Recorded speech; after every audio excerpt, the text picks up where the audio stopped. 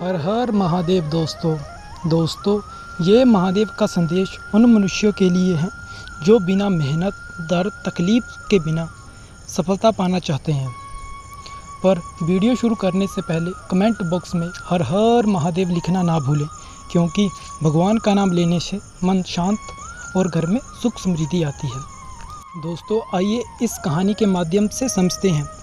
एक बार एक मूर्तिकार अपनी छीनी और हथौड़े से एक पत्थर को भगवान की मूर्ति का आकार देने का प्रयास कर रहा था।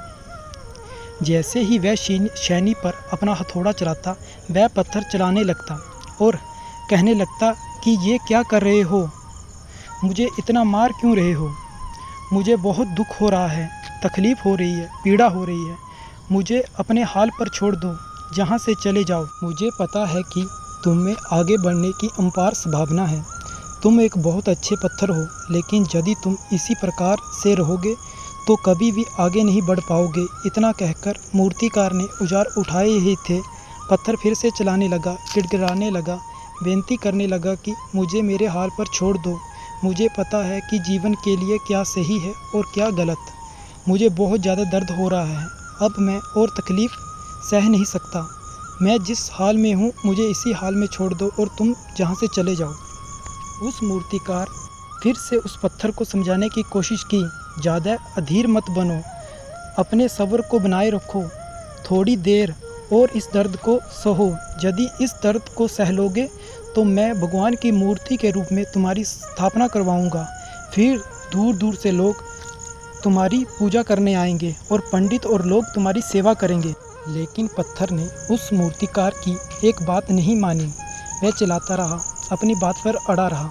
मूर्तिकार ने उस पत्थर को समझाने के लिए बहुत कोशिश की, लेकिन वो पत्थर नहीं माना। अब मूर्तिकार भी थक चुका था और वह उस पत्थर को छोड़कर आगे बढ़ गया और थोड़ी ही दूर जाकर उसने देखा एक और बहुत ही अच्छा पत्थर पड़ा हुआ है। उसने छेनी और हथौड़ा उठाया और उस पत्थर को मूर्ति बनाने के लिए तैयार कर लिया। मूर्तिकार ने छेनी और हथौड़े का वार दूसरे पत्थर पर जारी रखा। दूसरे पत्थर को भी दर्द और तकलीफ़ हो रही थी, लेकिन उस पत्थर ने बर्दाश्त कर लिया और देखते ही देखते थोड़े समय के बाद उस पत्थर ने भगवान की मूर्ति का रूप धारण कर लिया। थोड़े दिन बाद उस मूर्ति की एक मंदिर में स्थापना हो गई। धीरे धीरे कर लोग उस मूर्ति की पूजा पाठ करने लग गए और लोगों की मन्नतें पूरी होने लग गई और देखते ही देखते वो मंदिर प्रसिद्ध हो गया। अब धीरे धीरे करके दूर दूर गांवों से लोग वहाँ पूजा करने आने लगे और फिर एक दिन उसी पत्थर को उसी मंदिर में लाया गया और उसे एक कोने में रख दिया गया। अब लोग आते, उस पर नारियल फोड़ते और ये कोई और पत्थर नहीं था, बल्कि वही पत्थर था जिसने दर्द नहीं सहा था। अब वो पत्थर मन ही मन बहुत ज़्यादा पछता रहा था, दुखी हो रहा था और अपने आप को कह रहा कि काश मैंने उस दिन उस दर्द को और उस तकलीफ़ को सह लिया होता तो आज मेरी पूजा हो रही होती।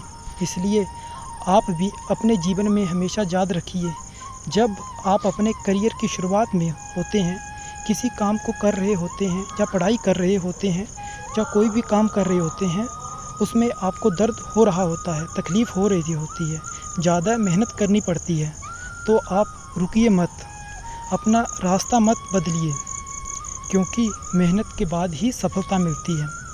क्योंकि कोई और रास्ता आपको सफलता नहीं दे सकता, आपको उस दर्द को, उस तकलीफ़ को सहना ही होगा और उस दर्द और उस तकलीफ़ को सहकर आप ज़्यादा मजबूत बनोगे और तभी आप अपने जीवन में आगे बढ़ पाओगे। जीवन में हमेशा याद रखिए, आपको पहले पत्थर की तरह नहीं बल्कि दूसरे पत्थर की तरह बनना है। तो दोस्तों अगर आपको हमारी ये कहानी अच्छी लगी हो तो हमारी वीडियो को लाइक करें, चैनल को सब्सक्राइब करें और वीडियो को ज़्यादा से शेयर करें और कमेंट बॉक्स में हर हर महादेव लिखना ना भूलें। दोस्तों जैसे कि आप जानते ही हैं, सावन का महीना चल रहा है, तो दोस्तों हमारे इस चैनल पर भगवान शिव की पूजा के संबंधित बहुत सी वीडियो पड़ी हुई हैं। अगर आप उससे इन्फॉर्मेशन लेना चाहते हैं तो मैं उसका लिंक डिस्क्रिप्शन बॉक्स में दे दूंगा। आप उनसे भगवान की पूजा और क्या चढ़ाना चाहिए, बेलपत्र को कैसे चढ़ाना चाहिए, बहुत सारी वीडियो हैं भगवान शिव से संबंधित। कमेंट बॉक्स में हर हर महादेव लिखना ना भूलें। हर हर महादेव।